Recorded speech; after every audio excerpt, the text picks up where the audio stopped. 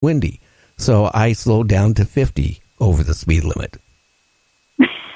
And he just cracked up laughing like you wouldn't believe. And he goes, you know what? That's the best one I've heard. You're not going to get a ticket. And, yeah, exactly. And I didn't. And didn't get a ticket. In the state of Missouri, that is a take you to jail time ticket. That's not even write you a ticket. That's okay. You need to go to jail, and your bond will be the amount of your fine for the speeding. That's, you know. But yeah, I've seen things like that happen before. And the funny thing was, this story that had run, the ticket that was being used to prove that, you know, they were being stopped for anything, was actually a marijuana possession ticket. It wasn't even a speeding ticket. Oh, wow. Yeah. And it's like, if you're going to claim that it's a speed trap, make sure the ticket you use to prove it is a speeding ticket, not a marijuana possession ticket. Yeah, that would make a big difference. You know, Liz, I had one other time. Back in 1986, I bought a Corvette. I bought it from a guy who did racing professionally, and he had a fleet of Corvettes. Now, this Corvette was an 86. It was like built like you wouldn't believe. I mean, it was sitting at like 500, almost 600 horsepower. It's 500 and something horsepower. I mean, the thing had a top speed well over 200 easily. And I remember one night after I got the car, because I mean, this guy raced and he had a shop and he serviced his own race car fleet plus some other racers. And they were all, you know, everything he did was like super high performance and a lot of money out of your pocket. I remember when I got it from him, I was so excited. I took a back freeway, which they just completed up here near Kent, Washington. I'll say that. This is back in 86. They're not going to be able to nail me now. And I got into that thing, and I was doing like over 200 miles an hour, you know, for a short period. And then, I slowed down, and then I noticed this light behind me. So I pulled off, and this was Washington State Patrol. He comes up, and he goes, "Oh, my God. I love Corvettes." And it had a custom paint job on it. It was red and metallic silver on the bottom half. I mean, the whole thing was tricked out. And he goes, "I love Corvettes." And I go, "Well, yeah." And we started talking about Corvettes. He knew the guy that I bought it from, you know, the racer, because the guy's quite famous in the area. And he just started talking about Corvettes. And he says, "Can I just sit in it?"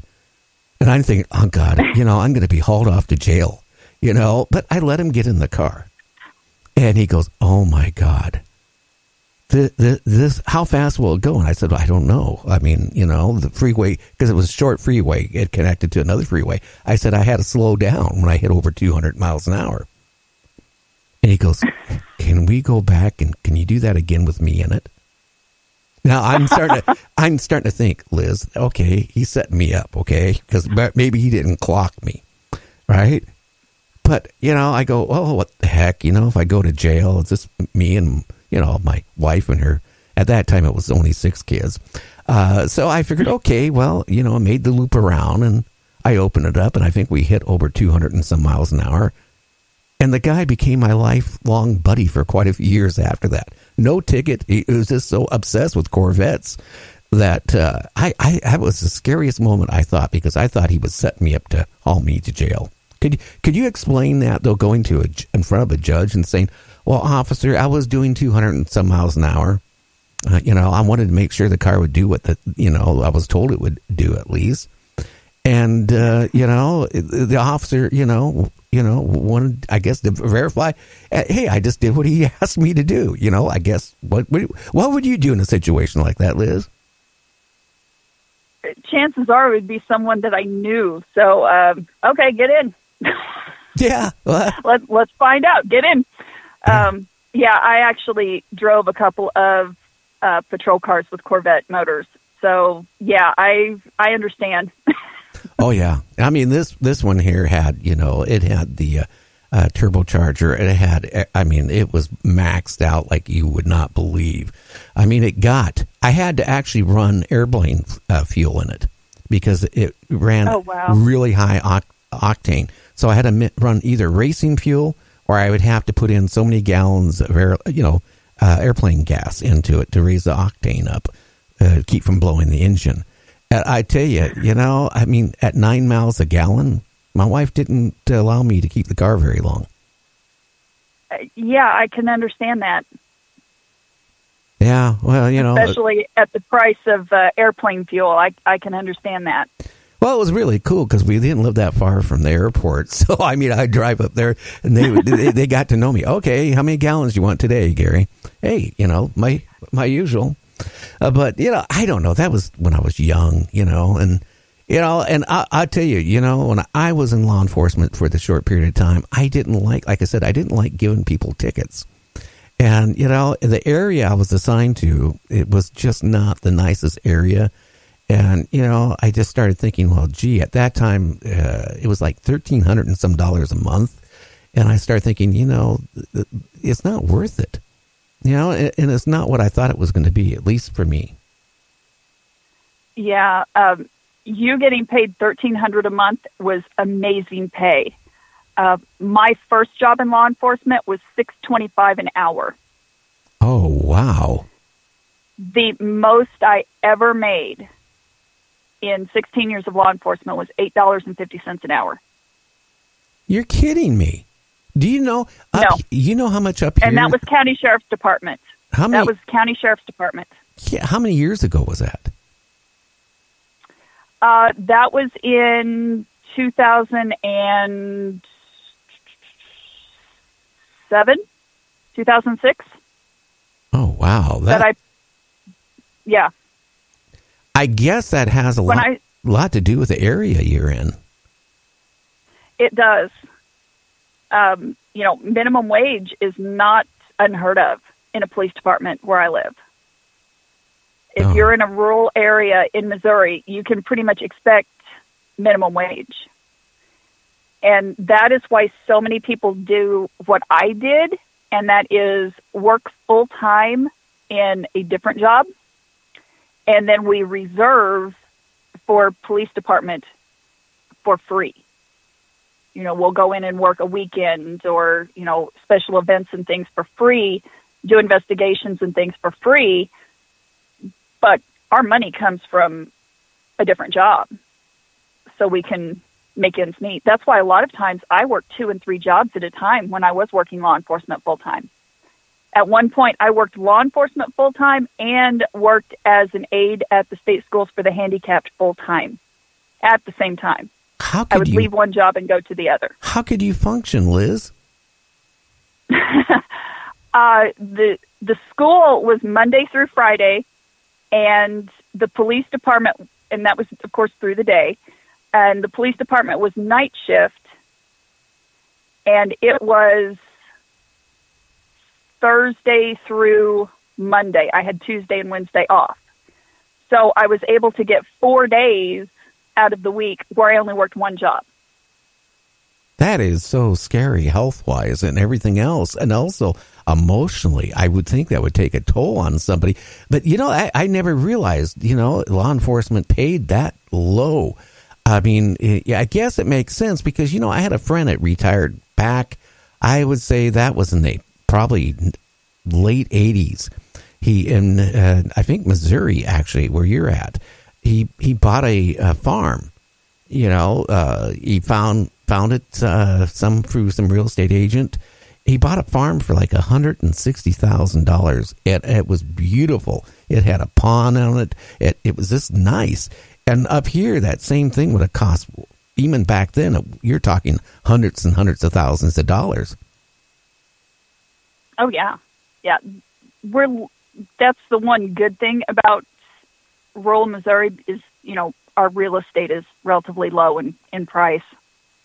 Well, our cost of living is lower, so we can kind of make ends meet. But I mean, if you are full-time law enforcement, chances are you have a second job somewhere.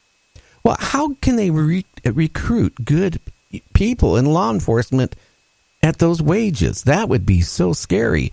I mean, it would make me think that a lot of people they recruit into law enforcement are maybe not going to be the cream of the crop.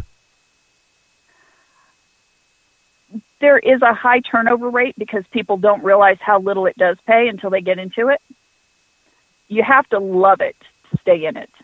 And like I said, a lot of them do what I do or what I did later on, where I had the full-time job in contracting or wherever, and then the part-time job was the law enforcement. Yeah, just because you can't make ends meet, but you love what you do. You love helping the people. You love doing the investigations and the different things. So you have to find a way to balance surviving with being able to do what you love.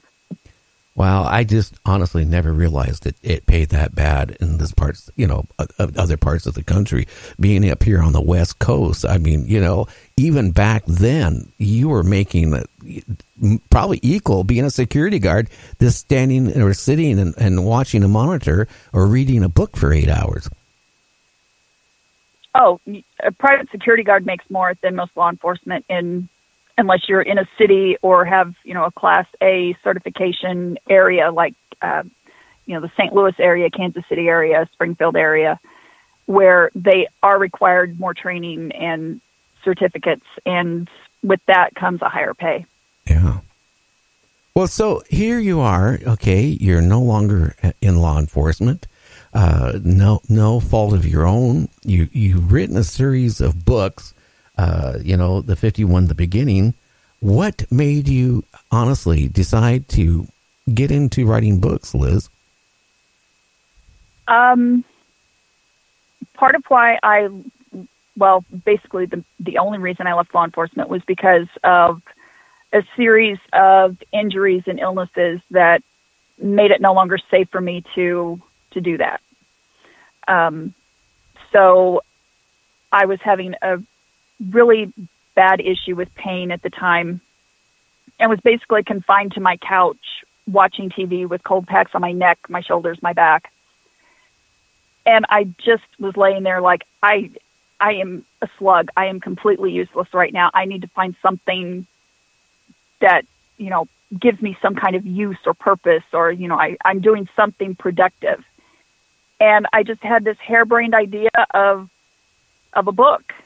And I'd kind of laughed about the idea of, Bigfoot being hidden on the base, because there are so many reports of Bigfoot around Fort Leonard Wood, on the base and just off the base, especially east of it, that it's like, okay, they're hiding Bigfoot on the base, so let's see where I can take this. And I started with one book, and I had that done in under 3 weeks. And that turned out to be award-winning. So I decided that wasn't enough. The story wasn't done, and just kept writing and had a 5-book series done in 11 months. Oh, wow. So, and I got a funny feeling that consumed most of your day and night, didn't it? The weird thing was it didn't. I would take, days where I didn't write anything, like where I was kind of at a point where it's like, okay, which way do I need to take this? And I would just set it aside and wait. And I would be, usually, for some reason, it almost always happened when I was in the kitchen cooking. Something would just pop into my head, or like, part of a conversation, a phrase or something would pop into my head. And it's like, that's what I need to do. And then after I was done, I would go back and knock out a chapter or two. Now, I got to ask you a question. Since you wrote a book about monsters and stuff, have you always been, since you were a little kid, were you afraid of monsters, or has monsters been a part of your life? And just out of curiosity. I don't think I've ever been afraid of monsters. But I've always watched shows and read books and different things about mysteries and monsters and the unknown, and even nature shows about the deep sea and what might be there, but we're not sure yet, that kind of thing. So that just kind of fed into it, and I've always heard stories and folklore and different things, and I just kind of wrapped all of that together and put it into the series. Yeah, I'll be honest with you. I had my first encounter with